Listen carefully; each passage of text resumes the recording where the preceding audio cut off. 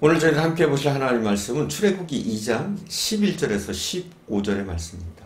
출애굽기 2장 11절에서 15절의 말씀. 제가 봉독해 올리겠습니다. 모세가 장성한 후에 한 번은 자기 형제들에게 나가서 그들이 고대에게 노동하는 것을 보더니 어떤 애굽 사람이 한 헤브리 사람 곧 자기 형제를 치는 것을 본지라. 좌우를 살펴 사람이 없음을 보고 그 애굽 사람을 쳐 죽여 모래 속에 감추니라. 이튿날 다시 나가니 두 히브리 사람이 서로 싸우는지라. 그 잘못한 사람에게 이르되 내가 어찌하여 동포를 치느냐 하며 그가 이르되 누가 너를 우리를 다스리는 자와 재판관으로 삼았느냐. 내가 애굽 사람을 죽인 것처럼 나도 죽이려느냐. 모세가 두려워하여 이르되 이 탈로 되었도다. 바로가 이 일을 듣고 모세를 죽이고자 하여 찾는지라. 모세가 바로의 낯을 피하여 미디안 땅에 머물며 하루는 우물 곁에 앉았더라. 모세의 생애를 세 단계로 구분할 수 있습니다. 모세의 삶은 왕궁에서의 40년, 그리고 광야에서의 40년, 그리고 출애굽 후에 죽을 때까지 지도자로서의 40년, 그는 120년의 생애를 살았습니다. 오늘 말씀은 두 번째 단계인 광야에서의 삶을 소개하고 있는 겁니다. 사도행전 7장 23절에 보니까 이렇게 나와 있어요. 나이 40이 되매 그 형제 이스라엘 자손들을 돌아볼 생각이 나더니. 나이 40에 이 모세의 본격적인 활동이 시작됩니다. 우리말에 40세는 부록의 나이라고 하는데, 이는 유혹을 극복할 수 있을 만큼 자기의 의지가 강하고 책임감을 가진 성숙한 나이라는 뜻으로 이해할 수 있습니다. 모세는 나이 40이 되었을 때 비로소 자기 조국을 위해서 내가 무엇을 할 것인가 자기 성찰을 하게 되었습니다. 모세가 자기 고국을 돌아봤을 때 무엇을 했습니까? 2장 11절에서 12절입니다. 함께 살펴보겠습니다. 모세가 장성한 후에 한 번은 자기 형제들에게 나가서 그들이 고대에게 노동하는 것을 보더니 어떤 애굽 사람이 한 히브리 사람 곧 자기 형제를 치는 것을 본지라. 좌우를 살펴 사람이 없음을 보고 그 애굽 사람을 쳐 죽여 모래 속에 감추니라. 분명히 살인입니다. 살인을 했습니다.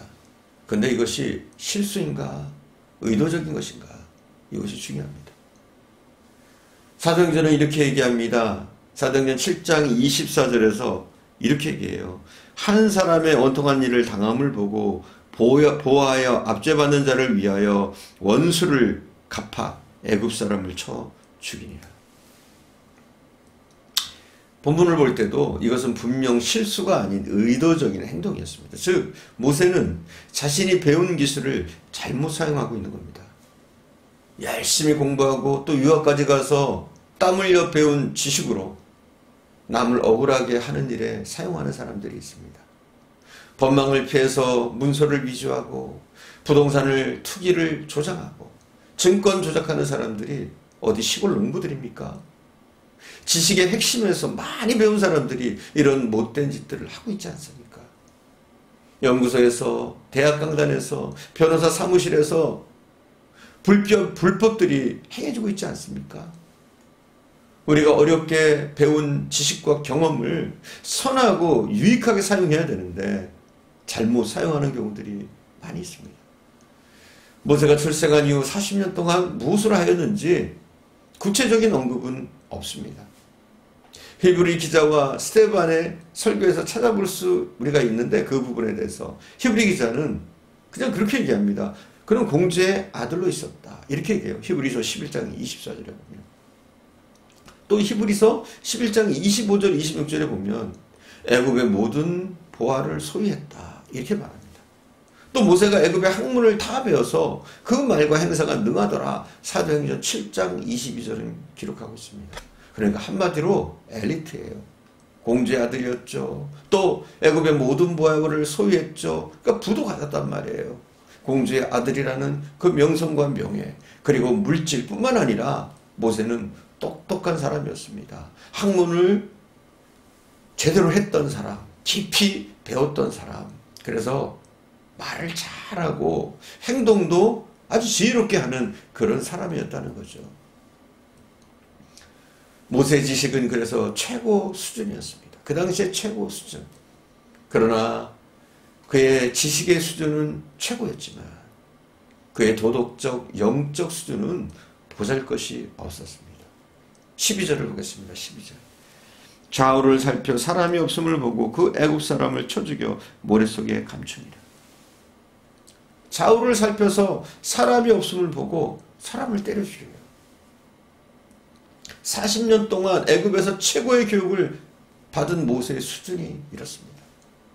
모세가 40년 동안 연마한 학문에서 얻은 지적인 수준은 대단했습니다.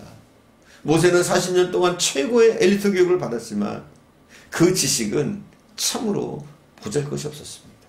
그 지식은 겨우 사람의 눈을 속일 수 있느냐 없느냐 이것을 살펴서 사람이 보지 않고 모른다면, 괜찮다면, 그들의 눈에 띄지만 않는다면 얼마든지 나쁜 짓을 행할 수 있는 무신론적인 가치관을 가지고 있었습니다. 그리스도인의 가치 기준을 가진 사람이 아니었습니다. 하나님의 사람다운 가치관이 아니었습니다. 모세의 학문이 인간 편에서 심오하고 높은 것일지는 모르지만 하나님 편에서는 굉장히 어리석고 편협한 것이었습니다. 여러분, 그렇기 때문에 믿음의 사람은 항상 하나님 앞에 서야 됩니다. 학문의 깊이가 아니라 얼마나 지혜로운가가 아니라 얼마나 하나님을 의지하는가, 이것이 하나님이 쓰시고 안 쓰시고를 결정하는 중요한 부분입니다. 모세의 지식 수준, 그의 능력이라면 하나님이 쓰실 수 있는 사람이죠. 그러나 그의 모습은 하나님을 의지하지 않는 불신앙적인 모습, 하나님을 아랑곳하지 않는 사람의 눈치만 보는 그런 모습은 하나님이 쓰실 수 없는 모습이었습니다. 요셉을 보십시오. 요셉은 집요하게 동침을 요구하는 보디발의 아내에게 이렇게 고백하지 않습니까? 내가 어찌 이 큰 악을 행하여 하나님께 범죄하겠습니까? 항상 요셉은 사람이 아닌 하나님 앞에 살아갔습니다. 이게 다른 점이죠. 그것이 이스라엘이건 애굽이건 보디발의 집이건 감옥이건 그는 언제나 하나님을 바라보았습니다. 우리도 마찬가지죠. 지금 우리가 사순절 기간을 보내고 있는데 우리는 이 의식을 가져야 됩니다. 내가 하나님 앞에 살아간다. 우리는 이 기간 동안 더욱더 하나님께로 가까이 나가고 하나님을 붙잡고 하나님께 의리하고 하나님과 교제하는 시간으로 더욱더 성숙해지는 시간으로 이 사순절의 기간을 우리가 보내야 될 줄 믿습니다. 우리는 가정에서도 직장에서도 아침에도 점심에도 저녁에도 시험을 칠 때도 우리는 항상 사람 앞에서가 아니라 살아계신 하나님 앞에서 살아야 하는 줄 믿습니다. 모세의 감정적 의지적인 수준은 어느 정도입니까? 12절은 그렇게 말하고 있죠. 사람을 쳐 죽여 모래 속에 감추니라. 그의 지식 수준과는 너무나 다른 그의 감정, 그의 의지를 보여줍니다. 모세는 사람이 보지 않는다고 사람을 쳐 죽였고 사람들이 보지 않는다고 모래 속에 감추었습니다. 그리고 사람이 없는 곳으로 그냥 도망칩니다.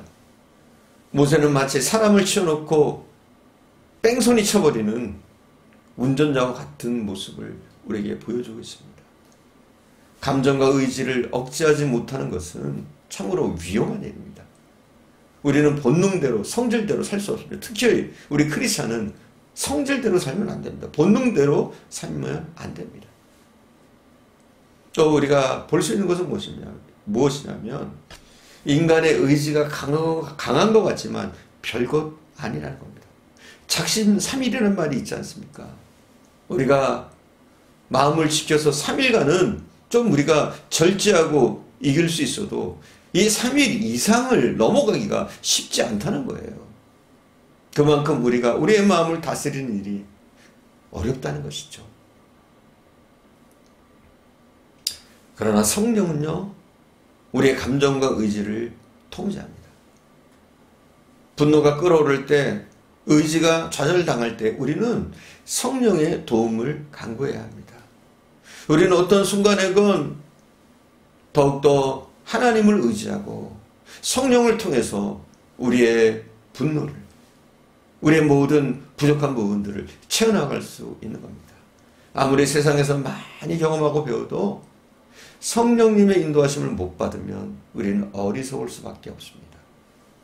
모세는 분명 인간적으로는 괜찮은 사람이었어요. 그런데 모세는 아직 인간 중심의 사람이었고 자신의 옛사람을 버리지 못한 상태였습니다.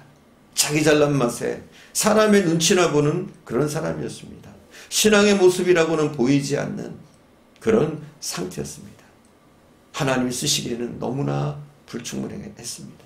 이 같은 지식과 감정, 의지를 가지고 하나님을 섬기기, 하나님의 일을 하기에는 불충분했습니다. 그래서 하나님은 모세를 광야로 보내십니다. 광야를 통해서 훈련시키십니다. 우리에게도 광야는 꼭 필요한 과정입니다. 우리의 부족한 부분들을, 우리의 부족한 신앙들을 세워나가는 이 광야의 삶이야말로 정말 하나님이 우리를 위해서 축복의 길로 인도하시기 위해서 마련해 놓은 장소인 줄 믿습니다. 서로 지금 현재 여러분의 삶의 모습이 광야 같을지라도 여러분 너무 염려하거나 두려워하지 마시기 바랍니다. 하나님이 우리를 쓰시기 위해서 마련해 놓으신 그 과정 충실하게 보내시면서 더욱더 하나님을 의지하시는, 특별히 이 사순절의 기간을 통해서 하나님을 더 의지하시면서 하나님의 살아계심과 만져주심을 경험하는 기간이 되어줄 수 있기를 간절히 축원드립니다. 기도하겠습니다.